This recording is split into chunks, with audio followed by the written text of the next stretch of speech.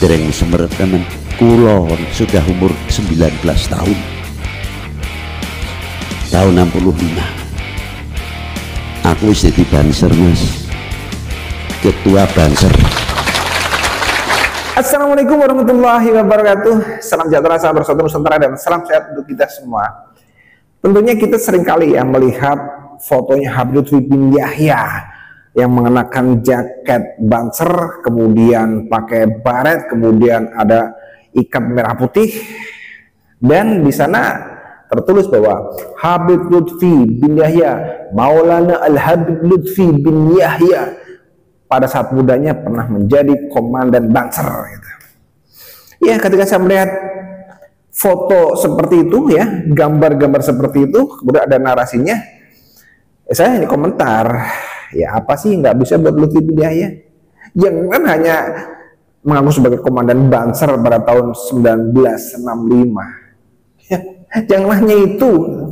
Orang merubah Indonesia saja itu bisa kok. Ya, tentunya kalau sampai kemarin itu Kiai Imad tidak membahas masalah polemik nasab, ya mungkin Indonesia sudah berada di genggaman Lutfi bin Yahya. Jadi kalau hanya sekedar klaim bahwa Lutfi bin Yahya pada saat muda itu menjadi komandan Banser, itu ya hal yang sangat kecil lah. Iya kan? Hal yang sangat kecil. Yang heran ya. Assalamualaikum warahmatullahi wabarakatuh. Selamat datang guys di channel Diam Saudara. Kalian adalah Banser, barisan serbaguna yang harus pandai-pandai menempatkan diri kalian di tengah-tengah masyarakat, menjadi contoh tauladan yang sekarang ini masih sangat dahaga sekali dengan adanya tuntunan. Iya, foto Lutfi bin Yahya dengan menggunakan jaket Banser, atribut Banser itu, kacamata itu gagah.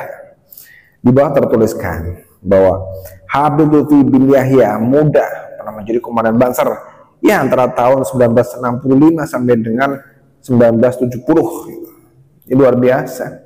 Apa yang enggak? Cucu Rasul begitu kan, cucu Muhammad ya.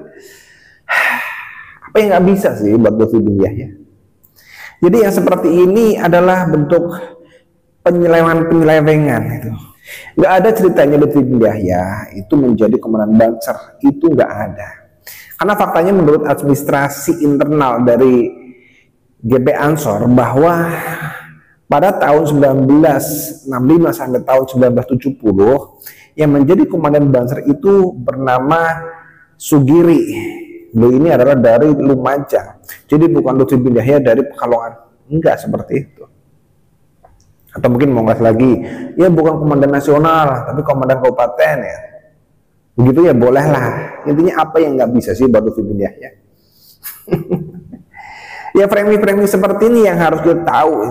Iya, jadi banyak sekali lah sesuatu yang dikaitkan dengan Lutfi bin Yahya itu kemudian diaminkan. Seolah-olah apa yang disampaikan, apa yang dikatakan itu adalah sebuah kebenaran.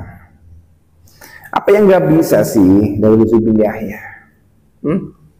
Bahkan sekelas dia ini menjadi ketua Sufi internasional, apa yang nggak bisa?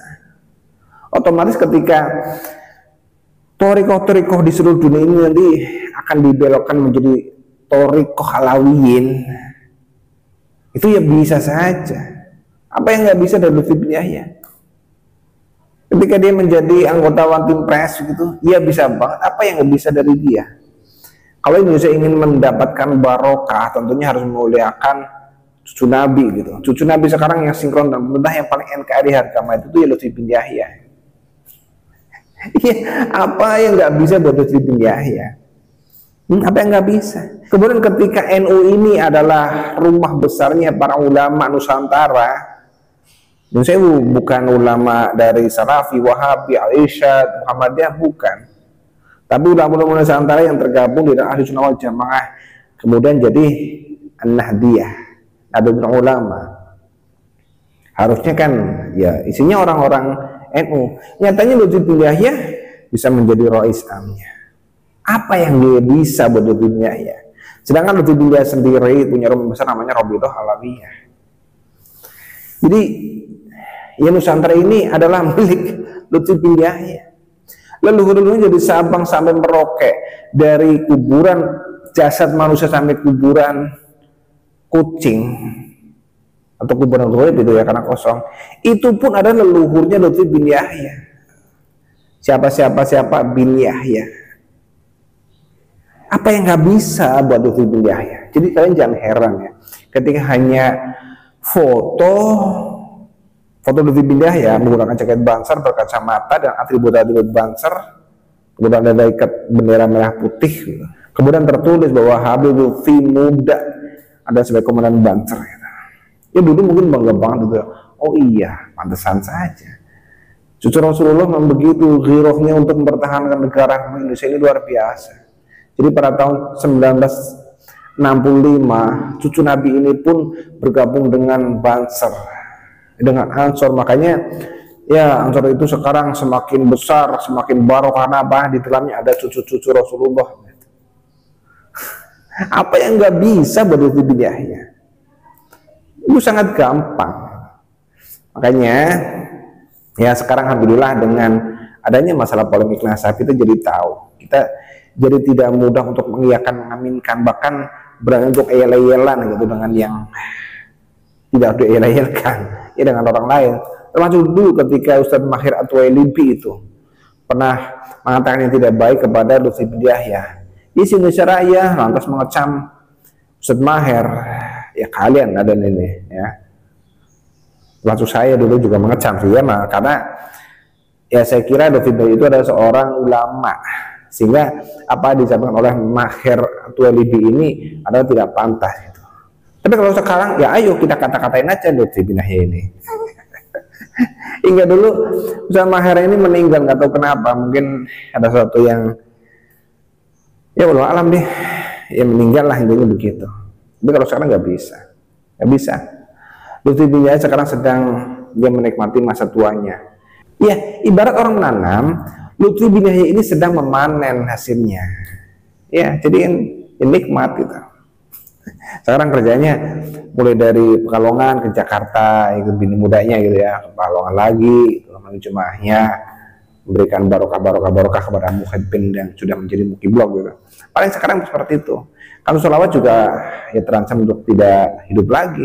Bahkan hall KRT Sumodin Ningrat KW itu ya, Hamtoha yang ada di Lemper itu Semarang itu pun sudah ditiadakan gitu. Artinya sekarang bahwa Lutfi bin Yahya dengan frame-frame dengan cerita-cerita khurafatnya, dengan klaim-klaim dari para muhibbinnya bahwa Habib bin Yahya itu mempunyai karomah yang luar biasa, cerita-cerita fiksi dari mereka itu semuanya adalah hoax. Tapi ya balik lagi, apa sih yang nggak bisa dari Lutfi bin Yahya? Kalau hanya untuk sekedar menceritakan kisah-kisah khurafat halunya, apa yang nggak bisa gitu? Jangan hanya masalah Banser, klaim atas Banser bahwa dia itu pernah menjadi komandan gitu.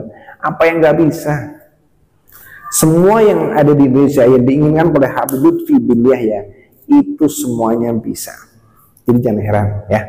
Jadi sesuatu yang dianggap susah oleh orang-orang kebanyakan, tapi itu tidak buat Lutfi bin Yahya, karena semuanya ada di tangan Lutfi bin Yahya. Mari kita jaga negeri dari tangan-tangan orang-orang jahat, dari para pencuri makam dan dari para pencuri asar.